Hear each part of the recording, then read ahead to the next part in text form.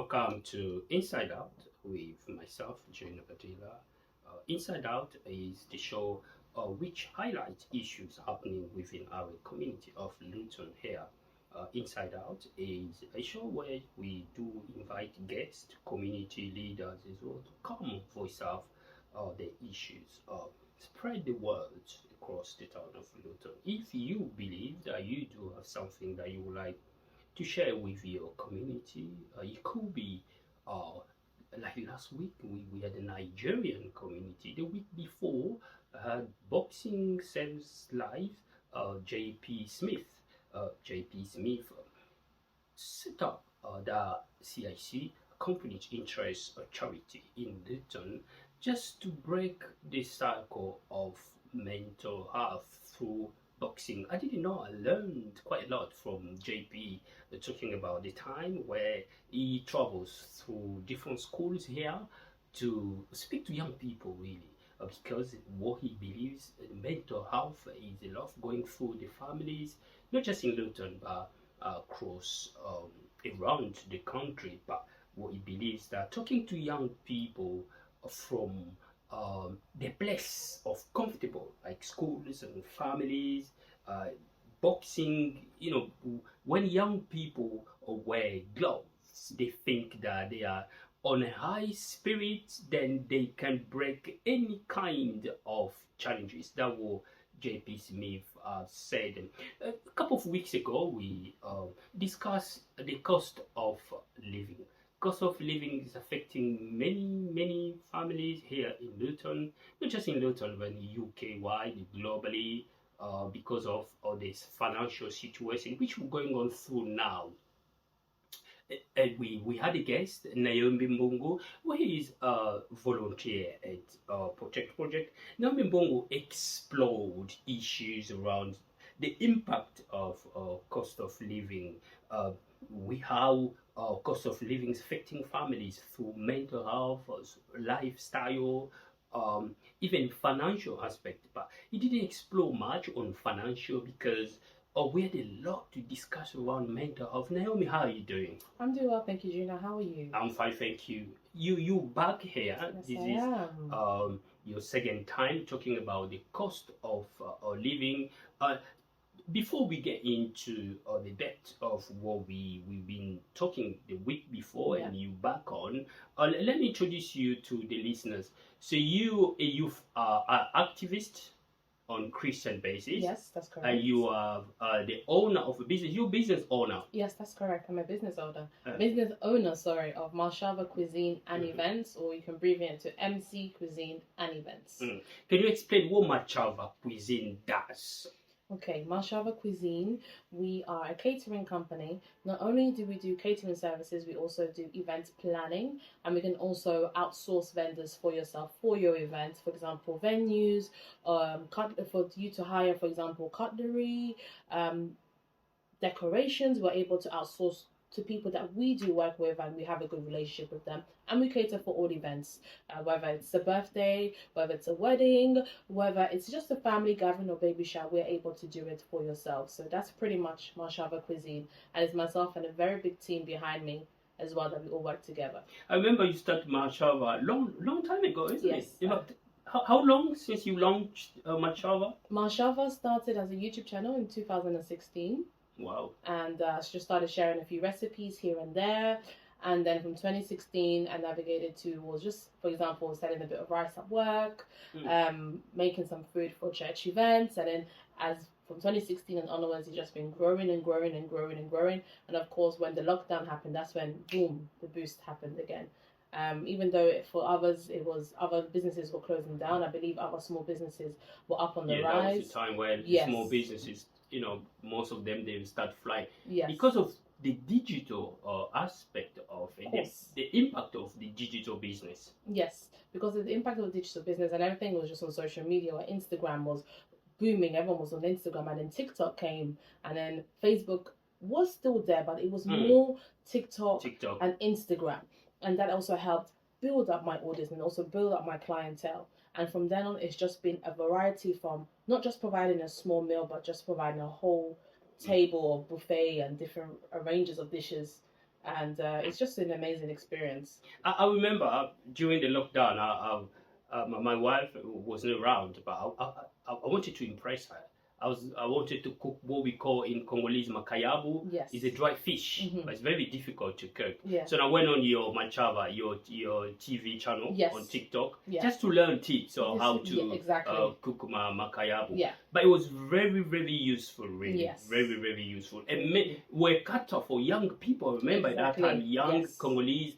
Then you took it not just Congolese market, but for African. For African and everyone. Sometimes, recently when I was outside, one young lady came up to me and said, "You're my Shava cuisine." I was like, "Yeah." Then she gave me a hug. She's like, "I'm now married and I'm able to cook food for my husband because of the food that you shared in your YouTube channel. Please come back. Don't just stop on, I know you are busy with bookings, but please come back."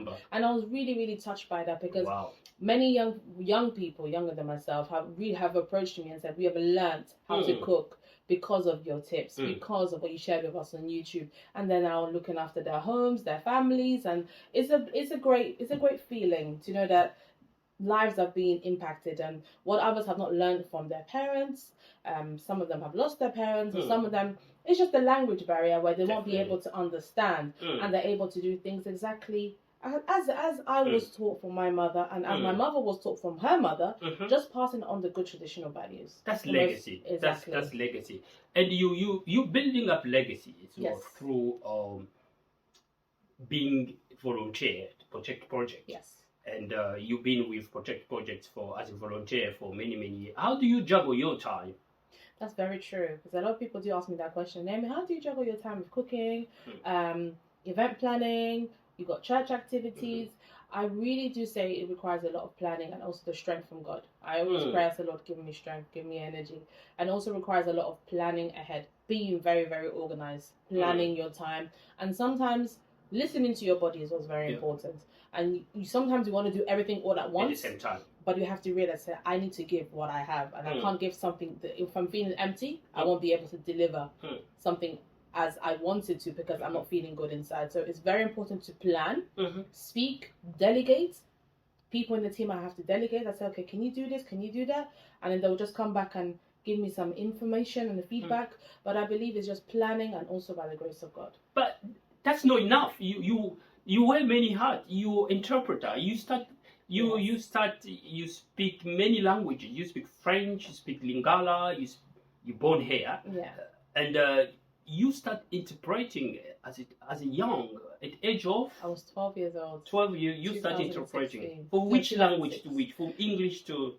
It was from French to English, if I'm correct. And I remember the month and the year correctly, September 2006. I was 12 years old, and it was a Sunday service, and the pastor, who was my father, he came up to me and said, "You're interpreting today. The interpreter's not here. Here's the microphone. I'm going to pray for you. Go ahead." Go ahead. And since then, 17 years ago. Yes, 17 years ago. And since then, it has developed this passion for myself where I learned that when I'm interpreting, my way of delivering is not the same way as I'm speaking to you right now. Okay. I need to be able to captivate as the person who is delivering the message. I just have to be the copy and the paste. So how do you shift? Because that it's not easy, isn't it? No, it's not easy. It's not easy, but I have to deliver and make sure that whatever the person is speaking in front of me, that I have to do it better. Okay, so you have to improve what's coming from the direct message. From the direct message, and also add a few things as well, because the person or the people that I'm interpreting to, they need to understand and captivate the message as well. Exactly. So you may say something in 3 words, but I have to add 2 more words to make it 5 words. You Congolese background, mom and dad Congolese. That's correct. And many events that you were part of from Protect Project, the audience, the service users were Congolese at that time. Yeah. But now you don't just focus on Congolese. Can you tell me, Naomi, 2 weeks ago, as we were saying, the cost of living impacting a lot of young people and families here in Luton. You explored beautifully. You shared quite impact, mental and we'll keep going on and on, few impact as well. Can you tell me now, in terms of financial aspect, how cost of living is impacting families financially? Oh wow, how is it impacting families financially? It's impacting families financially in terms of. Let me sorry to interrupt. That's okay. Let me. You're not an expert No. on the financial aspect. Yes. But you, as a volunteer, you sat down and you spoke to many people, and the service that you do provide, Yes. you noticed that. I've noticed that. And you came up with few suggestions. Yes. In regards to the service that I provide in terms of being a volunteer and also as a business owner, I have seen many people being impacted by the changes where from last year and this year, for example, from when I quoted them a price and this year where they're not able to fulfill it, which means that I have to make a lot of cuts and adjustments. But at the same time, I have to put myself in their position and say, what could have been done to prevent this? And this is something that I would suggest to people: set up installment plans, do something that's within your budget. But in terms of families as well, within our community, this is something that we said last time, people are, it's like a taboo where they say, why do I have to set up an installment plan where I can just grab everything and pay it off? Pay at once. Pay at once. But there's nothing wrong with having an installment plan. There's nothing wrong with setting things up, even if it's a year. Do with what you can what is sufficient enough for yourself, and you know that on this day at this time I'll be able to make a payment. But like we say, we are not experts here. We just want to signpost everyone and to ensure that they do contact the right companies. But back to your question in terms of families, how they have been affected. We've seen many in terms of marriages. Marriages have also ended because of financial crisis. We've seen so you count a few divorces because of cost of living. Because of cost of living. We've seen some children leaving the parents' house because they just feel as if it's just too much pressure. Some of them are just going to live with friends because at home, parents are now saying to their children, you're now over 18, you're working, you need to support with bills. So it's too much for them. The burden is too much for them to support. It's too much for them to support. And I've also encountered people where they have been affected health-wise as well because of the financial burden, which has led them to have a stroke or a breakdown, or just like a mental breakdown or something due to the financial crisis. When people do see that letter where it says reminder notice, or you have a county court judgment, do not ignore all the CCJs, all this or that, it's too much for people. And also, I know that in these letters they do say, if you have any issues, please contact this company. But most of the times people don't. But when we do speak, or we would speak to them, that's why we want as people to come to ourselves, contact us, and we will be able to signpost you to the right people, that we'll be able to give you the right options, the right advice, because not all advice out there is the correct advice. So people have been impacted in different, various ways, and we listen to people, and sometimes you feel like crying. You're like, wow, and it makes you appreciate what you have as well. Yes. So what you do, you check if people can get extra help. Yes. In signposting them. That's correct. We want to ensure that when people do contact us and explain to us their current situation, or we will use the term hardship, we'll be able to express to them our concerns and say, these are the type of people that we advise you to contact, or which we would also contact them also on your behalf if you would like to.